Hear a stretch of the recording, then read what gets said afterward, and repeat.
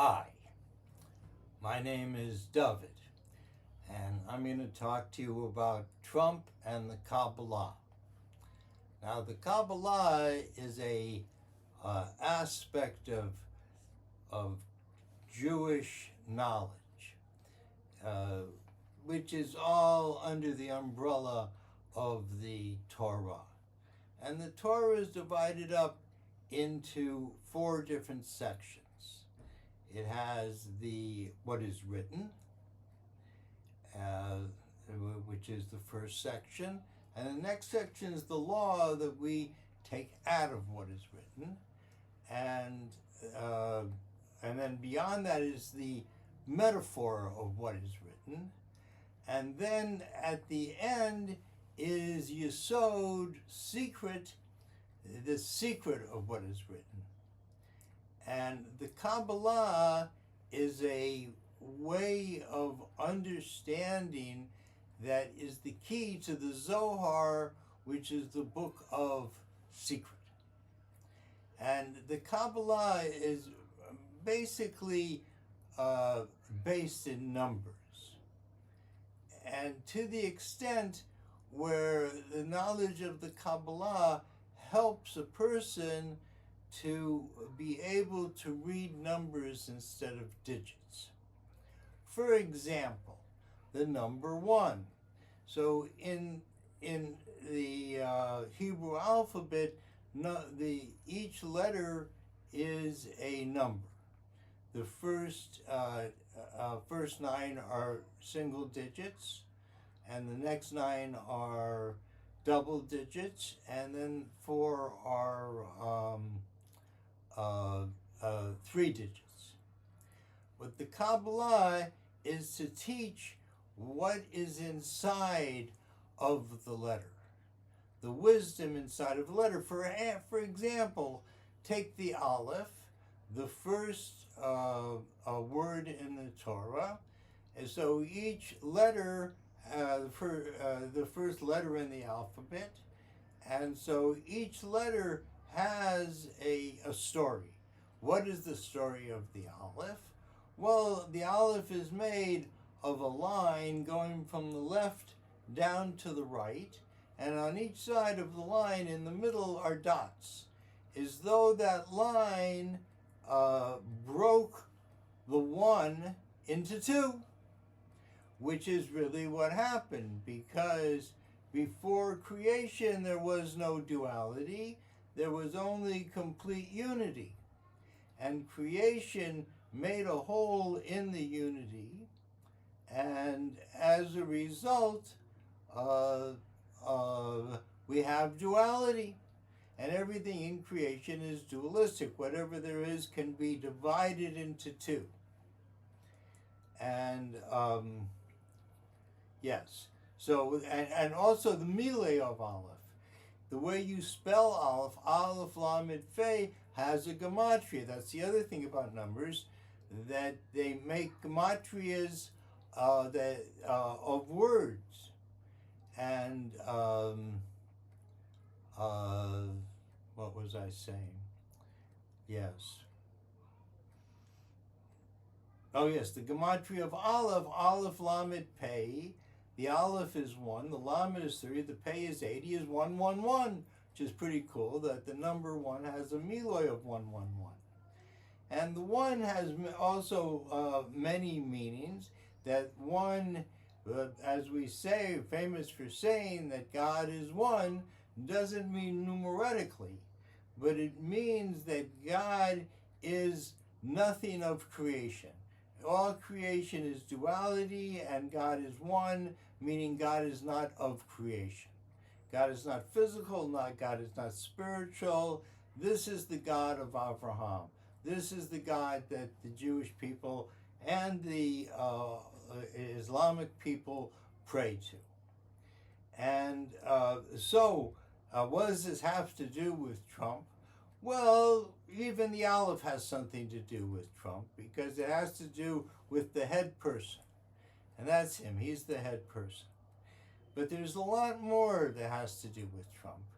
And particularly, a good place to start is from creation, that there are 7 days of creation, 6 days of work where they weren't actually created. Everything was there beforehand. The only thing that was really created was the human being, but everything else was put into its place. On the first day was put into place light, and all the things, I guess, that had to do with light, and all the light in the universe was woven together by God, and a stream of light came down to the earth that would help and helps to today that things should grow. So it says that a plant can't grow unless a beam of light touches it and encourages it to grow. So we're very tied in with the whole universe, and particularly through these 7 days, 6 days of creation, the 7th day of rest, because each day is emblematic to 1,000 days in the future. So just like there are 6 days of creation, so there will be 6,000 years of that creation becoming what it is that we become. And the thing that because the whole reason for creation, well, people ask, why did God create? And the answer is very clear, that God wanted to be known in creation. And that's why God has put certain things in creation that we can look at and go, wow. I'll give you a good example. That God's name, Yud He Vav He. So God's name is has a gematria, and his gematria is 26. And the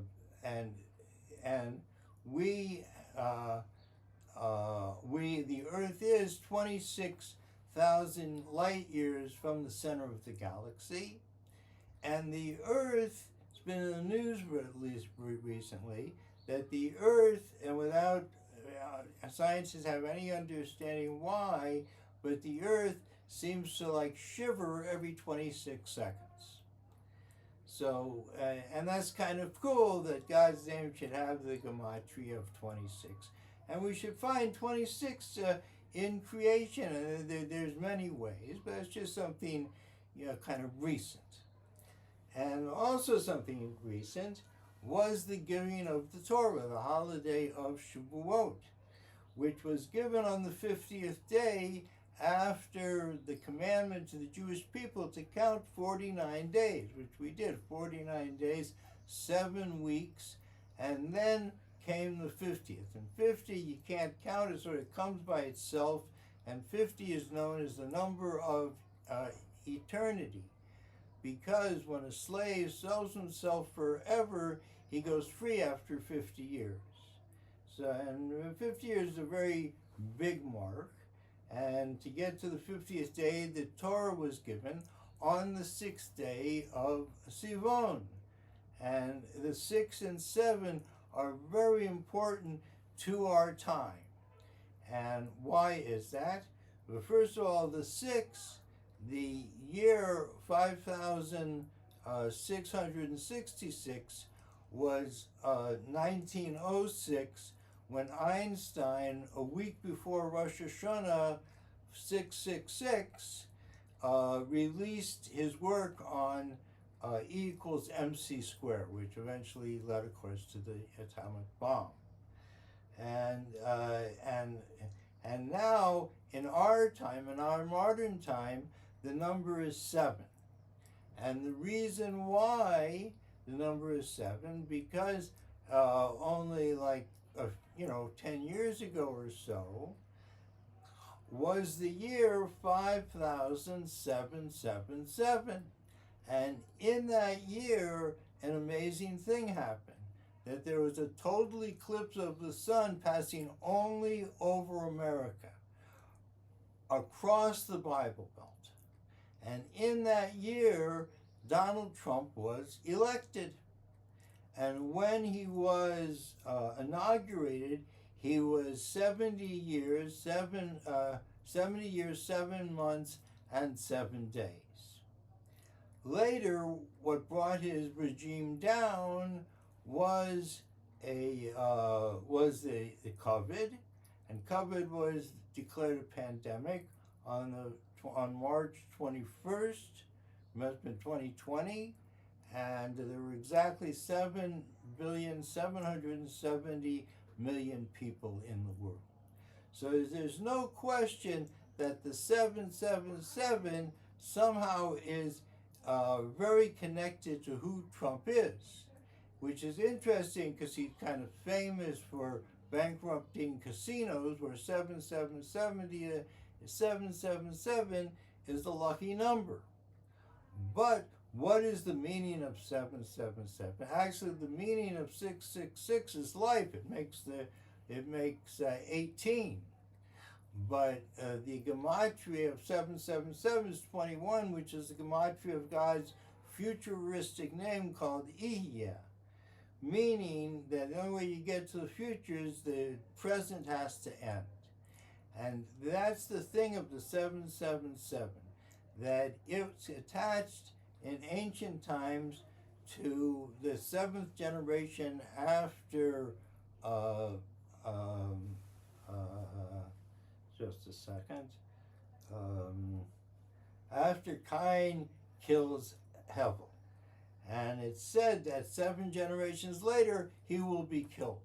And Lamech, who lives 777 years, is out hunting, and his son thinks that there's an animal, so he shoots, and he kills Cain, his great-great-great-grandfather. And he gets so upset that he claps his hands together. He was blind, and his son was standing there. He killed his son too. So he went back to his wives and he told them what had happened. He said, I didn't do anything wrong, but I killed these 2 people because I'm the 777. And his wives say, we're not having sex with you anymore. So he goes to Adam, the first man, and he tells him, go and tell your wives to do what God told you to do. Go and have children. And Lamech says, what about you? You've been with Lilith for 130 years making demons. How about Chava, your wife? And he says, you're right. And he goes back to the earth, and that starts the generations of man, with Shesh is their first child. And so this story, very predominant story in the Torah, and we see in this man that he has this ability to destroy. That's what he's good at. The first thing he did was take a chainsaw to the government, and that's really the people's government. They had made it, and they had put it all together, and it's really, really an amazing thing, and all the paperwork and all the shit they have to do, and they made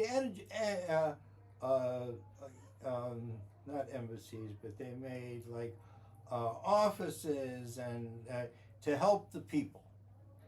But Trump, he tore all that down, and a lot of the aid that happened to people who were poor people got taken away, and instead we had what I think is it's just really a terrible thing to have even to say, but where you had the richest man in the world taking away food from the starving people of the world.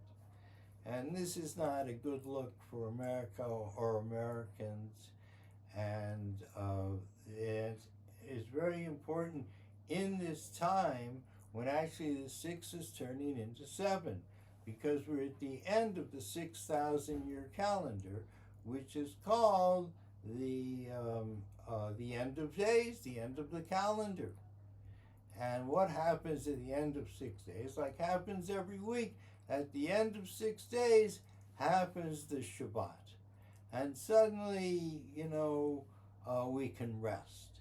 And this is called the 1,000 years upcoming of Woman in Peace, which will happen 214 years. And this is very important, because the thing that I think we need to see about Rome and about God, where is God in all this? Well, one place where God is when they tried to assassinate him. he got shot in the ear. Now, and this is a real sign. And because, if God just wanted to save his life, he would have diverted the bullet. And if God wanted him to, I don't know, be shot, why be shot in the ear? It's such an odd place to be shot, not with the bullet, but with some sort of fragment. And the thing is, in Torah, when you have a slave, and the slave says, I love you forever, I will forever be your slave, you put a hole in their ear. And that's a sign that they are a slave forever. And again, after 50 years, they can go out. Not 50 years of being a slave, but in the calendar, every, it's called Yovel, that the slaves go out. They're free. And, yes. And so, what God is telling everyone, this is my slave forever. He is going to work for me. And what work is Donald Trump doing for God? Well, that's easy to explain.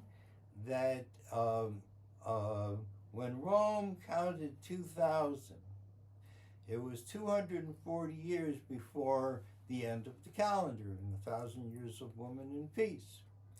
And 2,000 years earlier, they destroyed the last Jewish attempt to make the third temple, and threw all the people out of Israel, destroyed the land, burnt down the temple, and there was 120 years before the 1,000 years of Netzach and of victory. So at the end, they counted 200. They counted themselves 2,000 years. 240 years before that, because when you steal, you pay back double. And yet, it wasn't enough to end Rome. Rome still maintains rulership over the world, though they're beginning to find out having the biggest army doesn't really mean a whole lot. Because you can't really force people, you can only kill people and destroy things, which he enjoys doing, but you can't change people's minds. And people are connected to their land, and they're going to fight for their land. And with him, it's just a matter of how much money do you want? They don't want money. They want to be left alone. I don't agree with their politics about Israel. I've never understood why they would have such animosity towards Israel. They're not even in the Middle East. They're Persia. And we've had long, really good relations with Persia for actually thousands of years. Many Jewish Persians. And but that everything. See, here's the thing with God. God gave the human being freedom of choice. It's kind of like a game for God. How does God respond? How we use our freedom of choice? Sometimes we use it in a way which is not so good, and God has to work within it. There are certain rules in creation that God made, and God keeps to the rules, and we all keep to the rules. And so it's a way that we can know one another. And get to know one another, how God gets to know us, that we have our freedom of choice, and this is how we use it. And we get to know God, how God then responds to us. And the greatest way and the easiest way to know God is through prayer. And when God first created the world, created the human being, and the first thing the human being said, I'm hungry. So God said, all right, and made a mist come up and watered the ground and things grow, and the man had lots to eat. And this is God telling every human being, when you need something, ask me. Because God is not defined to any place, to any time, only to, that not only, but God is everywhere, because God is one. And God is equally available to every person, no matter who, no matter what you think. When you turn to God and ask God, please, I need this, God responds. God likes that. That's knowing God. And we're dealing with a man has a high IQ, but is an ignoramus. He knows nothing about God. And he's part of this whole Roman ridiculous empire, which is named the planets after their Roman gods, and then tried to name God Jesus, and tried to put up things that people should pray to, and teach the whole world things that are not true, have never been true. And it's time that because this is really the basis of Rome. Rome never fell, they just fell into religion. And they have taken over the world through their religion, blaming Jews for killing God. And this, for those who think this is not true, in my lifetime, when I was a teenager, the Pope came out and forgave the Jews for killing God. And no one thanked him. No one took his apology. No one cared, because everyone knew it was not true. God is not a human being. God is nothing in creation. That is the God of Abraham. Anything else is some sort of, idol that people worship. And that's what you have here. And that's why this man is in the place of the highest power in order to bring Rome down. And what we need to do is to de-Romanize the world and to return the planets to their proper names, if I've done in my book, Zohar Beyond the Black Hole, and to reestablish God's presence in the world, who chose the Jewish people to do the 613 commandments, divided 365 negative commands, things we're not allowed to do, like the 365 days the earth goes around the sun, and the 248 positive commandments, the same number of years that the seventh planet away goes around the sun, every 248 years. And this is a sign, as it says in the Talmud or in the Medrash, that the world could not exist without the Jewish people doing these commandments. It's important for the whole world. This is what the Jews were chosen for, and no one else wants the job. And we do it happily. And God then gave us also the land. This is the promised land, the land God promised to Abraham, Yitzchak, and Yaakov. And because this is the only place where all the commandments can be done, not saving, but resting the earth every 7 years. And that's done in Israel. It's been done for thousands of years, because that's one of the commandments in the Torah, is to rest the land every 7 years. And in the future, it will be the law for the whole world, and the whole world will rest the land for a year, and not plow the land, and not seed the land, and let the land rest, and have respect for the land. And this is all part of the beautiful future coming in the world, and coming with the 1,000 years of woman and peace, and it assures for a beautiful future for our children. The future is not in technology. The future is in God. Thank you.